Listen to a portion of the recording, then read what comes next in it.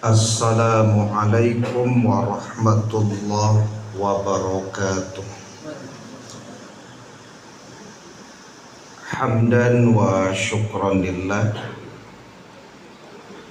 salatan wa salaman ala rasulillah. Ashhadu an la ilaha illallah wahdahu la syarikalah, wa ashhadu anna Muhammadan abduhu wa rasuluh la nabiyya ba'da. Allahumma salli wa sallim ala nabiyyina Muhammad wa ala alihi wa ashabihi ajma'in wa man tabi'ahum bi ihsanin ila yaumiddin. Qala Allahu ta'ala fil Qur'anil Karim, A'udzu billahi minasy syaithanir rajim. Bismillahirrahmanirrahim. Tsumma awrathnal kitaba alladzina istafaina min ibadina faminhum zalimun li nafsihi wa minhum muqtasid wa minhum sabiqum bil khairati biidznillah. Dzalika huwal fadlul kabir. Kemudian kami wariskan kitab suci tersebut kepada orang-orang yang kami pilih dari hamba-hamba kami. Maka sebagian dari mereka zalim kepada dirinya, dan sebagian lagi berada di pertengahan, dan sebagian lagi dari mereka berlomba-lomba dalam kebaikan dengan izin Allah. Yang demikian merupakan keutamaan yang besar. Surat Fatir ayat 32. Bapak Ibu jamaah zuhur yang dirahmati Allah, alhamdulillah, puji syukur kehadirat Allah subhanahu wa ta'ala atas limpahan taufik dan hidayah Allah. Kita baru saja mendirikan sholat zuhur secara berjamaah. Kemudian salawat dan salam kepada Nabi kita Muhammad sallallahu alaihi wasallam, keluarga beliau, sahabat beliau, pengikut-pengikut beliau yang mengikuti beliau dengan ihsan sampai hari kemudian. Semoga kelak di hari kiamat kita mendapatkan syafaat dari Rasulullah sallallahu alaihi wasallam. Amin. Bapak Ibu jamaah dirahmati Allah, yang akan kita bahas zuhur siang hari ini adalah berkaitan dengan kalimat biidznillah. Kalau kita terjemahkan, biidznillah itu artinya adalah dengan izin Allah. Ada beberapa catatan dari ulama berkaitan dengan kalimat biidznillah yang akan kita bahas pada zuhur siang hari ini. Yang pertama, makna biidznillah itu adalah taufik dan hidayah dari Allah. Jadi kalau ada orang memiliki kelebihan harta lalu dia bersedekah, punya tenaga yang kuat lalu dia tolong orang lain, badannya yang sehat lalu bisa hadir ke masjid untuk sholat berjamaah, kemampuan orang tersebut untuk menginfakkan hartanya itu bukan karena dia punya harta, atau punya kelebihan harta. Karena banyak juga orang yang punya kelebihan harta tapi pelit, tidak mau dia berbagi. Jadi berinfak itu bukan karena ada kelebihan harta, tapi karena ada hidayah dan taufik dari Allah. Orang yang punya tenaga yang kuat lalu menolong orang lain, itu kan sebuah kebaikan. Apakah karena tenaganya yang kuat yang membuat dia menolong orang lain? Tidak. Karena banyak orang yang punya tenaga yang kuat tapi tidak mau menolong orang lain. Berarti menolong orang lain itu bukan karena tenaganya yang kuat, tapi karena ada hidayah dan taufik dari Allah. Orang yang menghadiri masjid untuk sholat berjamaah karena badannya sehat. Apakah karena badannya yang sehat yang membuat dia hadir ke masjid untuk berjamaah? Sebab banyak juga orang yang badannya sehat tapi tidak bisa hadir ke masjid untuk berjamaah. Berarti kehadiran orang tersebut ke masjid untuk berjamaah bukan karena badan sehatnya, tapi karena taufik dan hidayah dari Allah. Ini makna yang pertama dalam kalimat biidznillah. Kita jadi teringat juga Bapak Ibu, kalau menunaikan umroh atau haji, kan ada pengalaman-pengalaman yang dibawa oleh jamaah haji, atau bahkan pengalaman itu beliau rasakan sendiri gitu. Ketika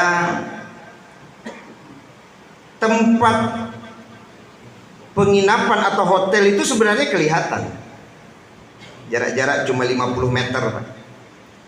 Secara ilmu Pak, ya, dia yakin ketika ditanya oleh temannya, ya, le tahu beko hotel sampai awak menginap, balo ndak ketahu, tuh nampak, gitu ya. Tapi ternyata baru saja beliau berkata bahwa beliau yakin bisa sampai ke tempat penginapan, semuanya tidak tampak lagi. Semua tidak tampak. Padahal secara ilmu dia tahu dan sudah kelihatan hotel itu Pak. Ainul yakin dia, karena betul-betul sudah kelihatan. Tetapi kemudian tidak lagi kelihatan dengan bahasa bahwa ya, dia tidak akan tersesat menuju tempat penginapannya. Tapi ternyata tidak tampak. Nah, ini juga menunjukkan Bapak Ibu jamaah zuhur yang dirahmati Allah Subhanahu wa taala, bahwa biidznillah itu maknanya adalah taufik dan hidayah dari Allah. Bukan karena kelebihan harta, bukan karena ilmu yang dimiliki seseorang, bukan karena badannya yang sehat, bukan karena tenaganya yang kuat, tapi lebih karena hidayah dan taufik dari Allah. Itu makna yang pertama di balik kalimat biidznillah. Yang kedua, menurut ulama, biidznillah itu adalah bentuk kasih sayang Allah kepada seorang hamba. Karena ketika seseorang mampu memanfaatkan waktu luangnya untuk membaca Al-Quran, berarti Allah ingin agar hamba tersebut menjadi ahlul Quran. Sementara yang lain punya banyak waktu luang tapi tidak bisa dia baca Quran. Ketika ada seorang hamba mampu menjadikan sepertiga malamnya untuk tahajud, berarti Allah ingin hamba itu menjadi ahlu sujud, yang memang mampu mendirikan tahajud. Sementara banyak orang yang bahkan sulit untuk tidur malam, tapi tidak mampu menjadikan waktunya itu untuk sholat tahajud. Jadi biidznillah itu pendapat ulama adalah bentuk kasih sayang Allah kepada seorang hamba. Jadi ketika seorang hamba mampu melakukan kebaikan-kebaikan, artinya apa? Ada kasih sayang Allah di balik kemampuan seseorang tersebut untuk membaca Al-Quran, untuk tahajud, untuk sholat berjamaah. Ada kasih sayang Allah. Maka bersyukur kita Bapak Ibu jamaah yang dirahmati Allah, karena kebaikan-kebaikan yang kita lakukan ternyata menurut ulama adalah bentuk kasih sayang Allah kepada seorang hamba. Itu yang kedua. Yang ketiga, makna biiznillah itu menurut ulama adalah hak Allah. Hak Allah. Kalau kita hubungkan dengan sebuah hadis yang diriwayatkan Imam Muslim, ini berkaitan dengan hak Allah. Likulli da'in dawa, setiap penyakit itu ada obatnya. Fa idza usiba da'ad dawa bara'a bi'idznillah. Setiap penyakit itu ada obatnya. Apabila bertemu obat dengan penyakitnya, maka sembuh dengan izin Allah. Kan ada dua di sini yang dipahami oleh para ulama. Pertama, bertemu penyakit dengan obatnya. Yang kedua, ada izin Allah. Ya, artinya kesembuhan itu kan haknya Allah. Jika kita teringat juga Bapak Ibu dengan riwayat yang mengisahkan Nabi Musa itu kan pernah sakit gigi itu. Lalu kemudian menghadap Allah, ya Rabb, aku sakit gigi. Ya. Tunjukkanlah kepadaku obatnya. Maka Allah menunjukkan ramuan atau daun-daun yang kemudian ditaruh di gigi Nabi Musa, kemudian sembuh. Maka kan bertemu obat dengan penyakit, sembuh dengan izin Allah. Tapi beberapa waktu setelah itu, gigi Nabi Musa sakit lagi, Pak. Tanpa memohon kepada Allah, karena dia yakin kalau obat bertemu dengan penyakit kan sembuh. Diambil lagi daun itu, Pak, ditaruhnya di giginya, tapi tidak sembuh-sembuh. Jadi boleh jadi ada Bapak Ibu bertemu obat dengan penyakit sembuh dengan izin Allah, tapi ada juga bertemu obat dengan penyakit tidak sembuh-sembuh, Pak. Karena tidak ada izin Allah di situ. Sampai boleh jadi bingung sendiri tabibnya nanti ya. Rasanya kalau bas sobok obatnya penyakit, wah kok ada juga cagak, Pak. Ya. Karena ini ada dua hal yang berbeda. Satu bertemu obat dengan penyakit, yang satu lagi ada izin Allah. Ya. Sehingga pendapat ulama bahkan tidak bertemu pun obat dengan penyakit, kalau ada izin Allah maka bisa sembuh. Sampai-sampai ada orang Pak Joy putih ya Pak, baca Al-Fatihah cagak ya. Tapi dicoba di kawan Pak, enggak cagak.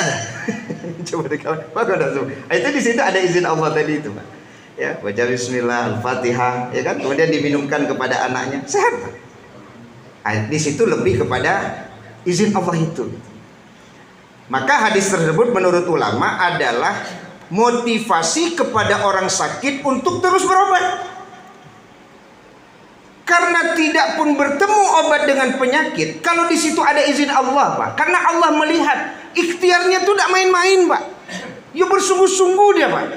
Berobat, berdoa, memohon ampun kepada Allah, Pak. Meminta kepada Allah. Padahal tidak pernah bertemu obat dengan penyakit, tapi sembuh. Apa yang membuat sembuh? Bukan obat yang bertemu dengan penyakitnya, karena obatnya tidak pernah bertemu dengan penyakit. Tapi izin Allah lah yang membuat dia sembuh, Pak. Ya, izin Allah.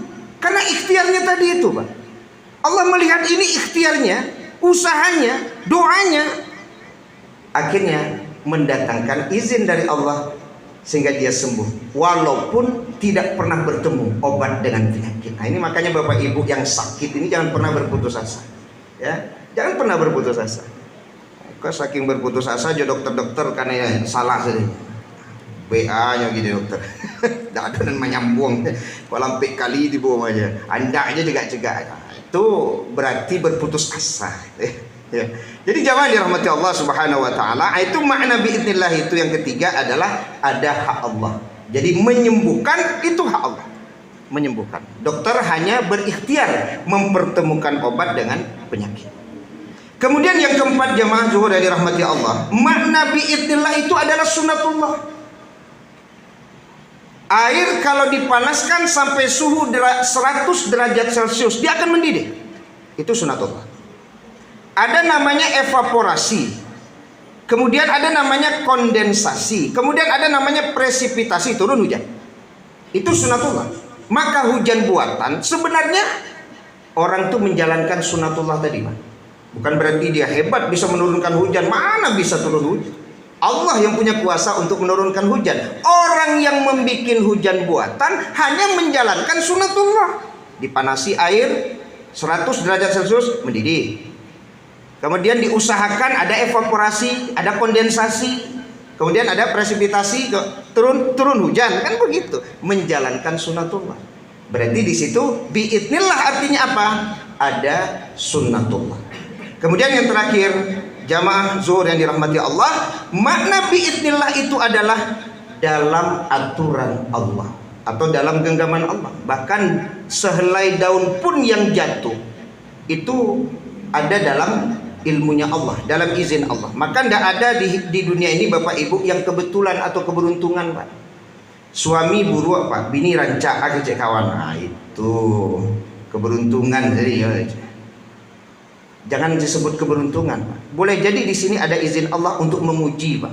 Suami buruk, bini rancak. Boleh jadi itu ujian, Pak. Apakah suaminya bersyukur atau tidak dapat istri cantik? Itulah kepastian itu saya. Tapi ujian juga bagi istrinya. Sabar enggak dia dapat suami yang jelek itu? Ujian. Jadi enggak ada bahasa keberuntungan. Semuanya diatur oleh Allah. Bahkan Bapak Ibu yang hari ini bertemu sebagai suami istri itu dengan izin Allah. Ada orang yang sudah dekat dari SMA, Pak, tambah kuliah, lah menjadi, Pak. Enggak jadi. Ada orang yang sekali basobok senyum saja, Pak, jadi. Nah, itu yang biiznillah tadi. Artinya apa? Segalanya berada dalam genggaman Allah atau ilmu Allah. Bapak Ibu jemaah zuhur yang dirahmati Allah Subhanahu wa taala, demikian pendapat para ulama berkaitan dengan kalimat biiznillah yang kita ambil dari surat Fatir, surat ke-35 ayat 32. Faqtabiru al-absar la'allakum tuflihun. Wabillahi taufiq wal hidayah. Assalamualaikum warahmatullahi wabarakatuh.